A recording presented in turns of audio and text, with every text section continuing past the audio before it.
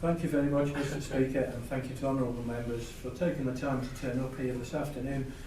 I've been a long-standing and active member of Tynwald and have served in both its branches, predominantly the House of Keys. This has enabled me to build an extensive political experience base, but also develop a comprehensive working knowledge of legislation, national strategic policies, government departments, and through various government departmental Council of Ministers and Tynwald Committee memberships. My political portfolio is thorough, in-depth, positive and dynamic, which includes presenting, moving and examining complicated and challenging legislation, positive constructive examination and scrutiny of government, national and international policies, budgetary matters, finance and economic initiatives and standards. Examination which incorporates the placing of public questions and debates where appropriate. This combines a wide range of relevant skills forged through experience and training, a skills base and competency set which would be a significant asset to the Legislative Council. I am committed to a collaborative, joint working, teamwork approach in anything I do. I'm also a pragmatist. Equality, anti-discrimination, fairness and robustness where required are all values and personal traits I have at heart, as many of you know. I'm committed to our environment, biosphere and conservation. I believe, like Lord Lisvane, that our Tynwald is in good shape, and indeed Tynwald is our unique legacy of stability, security and resilience for our future prosperity and for our community to thrive. However, for Tynwald to continue to be in good shape, it will have to be in a flux of self-improvement over time in order to continue to be effective and responsive to keep delivering positive and dynamic outcomes. We have to adapt, go through change and evolve to respond to developing situations, rising political standards, challenges and threats, both on and off island, nationally and internationally. I am no supporter of staying rooted in the past. Onwards has always been my motto, but we must learn from the past and bear those lessons in mind. That is not to say I'm adverse to change, far from it, and indeed welcome and relish it, and for our Tynwald. Not change for change's sake, but by way of evolutionary and organic development, rooted in real, definable and positive outcomes for our community and economy alike. I would bring all these key skills to the Legislative Council, aligned with stability, continuity, experience and a positive working knowledge of a legislature in all its forms. I wish to continue my work in pursuit of everything I've just laid out for my colleagues and Tynwald if re-elected, but importantly for our community and our island nation as we strive to enrich our community and progress and evolve on our journey across the international stage. Thank you. Dr. Haywood. Hello, my name is Michelle Haywood and I had the pleasure of meeting several of the honourable members already, and if I haven't met you yet, sorry, but I'm here now. I want to introduce myself and my reasons for standing. I'm currently the chair of Portsmouth Mary Commissioners. I've dealt with some turbulent times in Portsmouth Mary, and I serve as a representative on the Municipal Association and the Southern Pool Board. I'm also a founder member of Portsmouth Mary Business Association, and I'm chair of governors at Scoil Connemara. I haven't always lived on the Isle of Man. I grew up in the Chilterns, about as far away from the sea as you can get. When I first came to the Isle of Man, I fell in love with its natural beauty, the amazingly talented people that I met, and the sense of community that just makes everything work. And it was a far cry from West London, where I was living at the time, and I've chosen to make this my home for the last 15 years. I stood for public office in Portsmouth Mary because I wanted to bring my experience and guidance to improve services to the community I live in. I'm a strong believer that progress doesn't come from shouting on the sidelines, it comes from getting stuck in. I'm an honest and confident person who believes in the altruistic intent of public service. My background was scientific research for over 10 years, mostly at Imperial College in London. I'm a PhD doctor, not a medical one, so I'm not interested in your bad back, but if you want to talk about autoimmune diseases or genetics or malaria or HPV, I'm your girl for that one. I've got a good eye for detail, the ability to research and collate and interrogate large volumes of information from a variety of sources. My approach to decision making is to gather all the available evidence and come to the most logical, practical and rational solution. And if I find gaps in that evidence, then I'm happy to drive further research.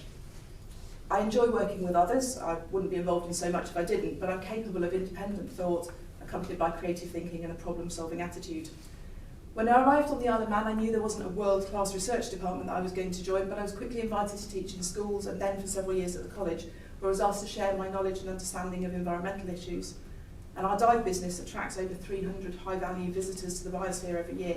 We provide marine consultancy advice to DEFRA and Isle of Man Shipping Registry, among others. And I gave a presentation in this room about the impact of the creamery on the bay. If I'm elected, I wouldn't be running the business anymore because I see a LegCo as a full-time role.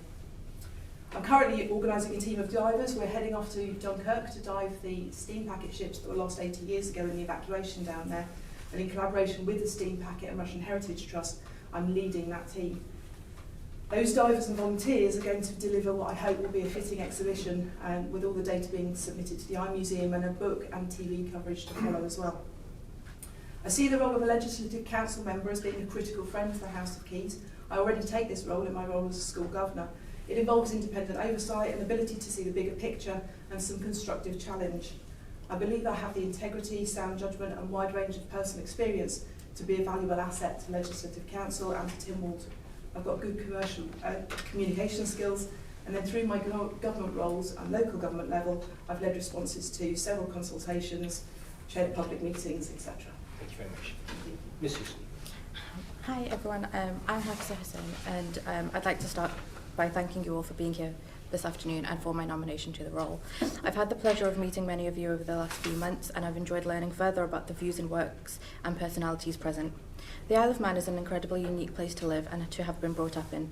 It is full of potential and opportunities, and it is through these opportunities that I have grown into the person I am today and have been able to cultivate my skills and experiences into possible contributions to the work that the Legislative Council does. Throughout my career, and I use the word career in the non-traditional sense, I have been nurtured in objectivity, analytical and logical processes, quick learning, teamwork, public speaking, and providing a critical eye, not for the sole purpose of criticising, but with a view for improvement. My experience and background in the sciences, research, and IT have all aided me in standing for this position and have equipped me with the skills that a scrutiny-heavy role requires. My personal experiences and backgrounds have provided me with skills required within roles that have a political or public element. It is an amalgamation of these sides of me that I believe make me a candidate suited for a role of this nature, and if successful would relish in the opportunity to contribute to the positive evolution of the island for generations to come. And I would aim to do so by working hard and focusing on the seemingly less glamorous side of scrutiny. The role of Legislative Council members is not something that I believe has had a great deal of public awareness and can sometimes get quite negative responses. However, I believe that it's truly important for the future of the Isle of Man. With an ever-evolving society, it is vital that different perspectives, experiences and backgrounds are present or voiced within the Council and within Tynwald as well, and that is one I would like to offer. Thank you. Mr. Greenhill. Thank you. Mr. President, Mr. Speaker, honourable members, thank you all for spending your valuable time meeting with me over the last few weeks. I'm addressing you all today after giving much thought to what I could personally add to the cognitive diversity of the Tynwald Court. Although we have members with excellent skills and experience in many different areas, I felt that in a rapidly changing international business environment, there was a significant gap that I could help to fill. Starting right now and continuing over the next few years, the impact of Brexit will provide significant opportunities, but also significant challenges to the Isle of Man economy. A strong growing economy is vital to the island. Companies growing their staff levels and new companies setting up here has a major knock-on effect. It creates more jobs, not just in advocates, accountants and recruitment companies, but also in shops, in trades, restaurants, schools, healthcare, the whole island. This multiplier effect of every pound that is earned and spent here is what generates the money that then can be spent on healthcare, education, infrastructure, addressing climate change and being able to handle events such as the coronavirus, and the collapse of Flybe. I strongly believe that my experience, work ethic and personal skills can really help with the legislation that will enable the island to succeed and prosper through these demanding times.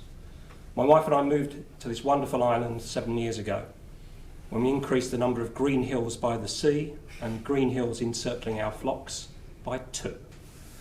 I was contracted by the Department for Enterprise to move here as Chief Executive Officer for e-business and e-gaming and to grow those sectors on island and attract new companies and their staff.